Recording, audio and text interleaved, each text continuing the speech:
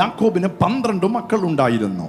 Jacob had 12 children, the Bible says. അതിനകത്ത് ഒരു തലമുറയാണ് Levi. And one of them was Levi.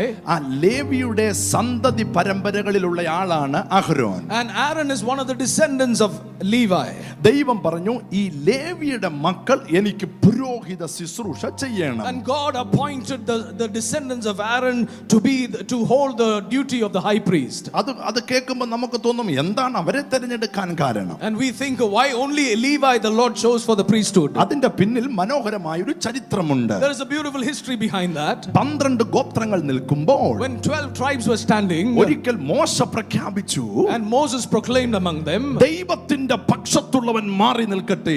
Moses said, whoever is on the Lord's side, let him come to me. 11 പേരും കയ്യും കെട്ടി നിന്നപ്പോൾ ലേവി പറഞ്ഞു, ഞാനും എൻ്റെ പിള്ളാരും റെഡിയാണ്. When 11 tribes held back, Aaron said, me and my children will follow the Lord. ഓ ദൈവത്തിന് അതങ്ങ് ഇഷ്ടപ്പെട്ടു. And the Lord loved that covenant. ദൈവം ലേവിയോട് പറഞ്ഞു, and God spoke to Levi, നിനക്കും നിന്റെ തലമുറയ്ക്കും ഞാൻ തലമുറയായി പൗരോഹിത്യ ശുശ്രൂഷ നൽകിയിരിക്കുന്നു. because of this I have appointed the priesthood to you and your generations. എന്നാൽ യേശുവിന്റെ കാലം വരെ, and until the time of Jesus, ആ ഗോത്രമാണ് പൗരോഹിത്യ ശുശ്രൂഷ ചെയ്തത്. and Aaron's tribe was the one who held the responsibilities of the high priest. ലേവിയുടെ ഗോത്രമാണ് ശുശ്രൂഷകൾ ചെയ്തത്. and it was the tribe of Levi that served at the covenant.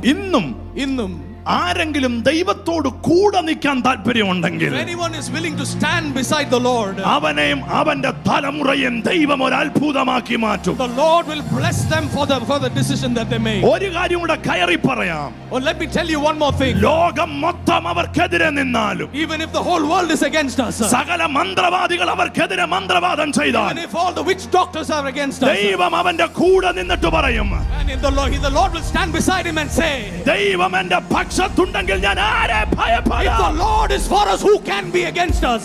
ഇന്ന് പകലിൽ മുമ്പിലോ പുറകിലോ ഇടത്തോ വലത്തോ ഇരിക്കുന്ന നിങ്ങളോട് പരിശുദ്ധമ പറയുന്നു, അവന്റെ കൂടെ നിൽക്കാൻ റെഡിയാണെങ്കിൽ ഈ ജനറേഷനിൽ അവൻ നിന്നെയും നിന്റെ തലമുറയും അസാധാരണമായി ഉപയോഗിക്കും. കാലങ്ങൾ കുറെ കഴിഞ്ഞു, and so many ages passed, ചില തലമുറകൾ എഴുന്നേറ്റു, and so many generations arose, അവരെ ചോദിച്ചു, and they asked, മോശയെ മാത്രമേ തെരഞ്ഞെടുത്തിട്ടുള്ളൂ? how come only God chose Moses? അഹരോനെ മാത്രമേ തെരഞ്ഞെടുത്തിട്ടുള്ളൂ? Did God choose only Aaron?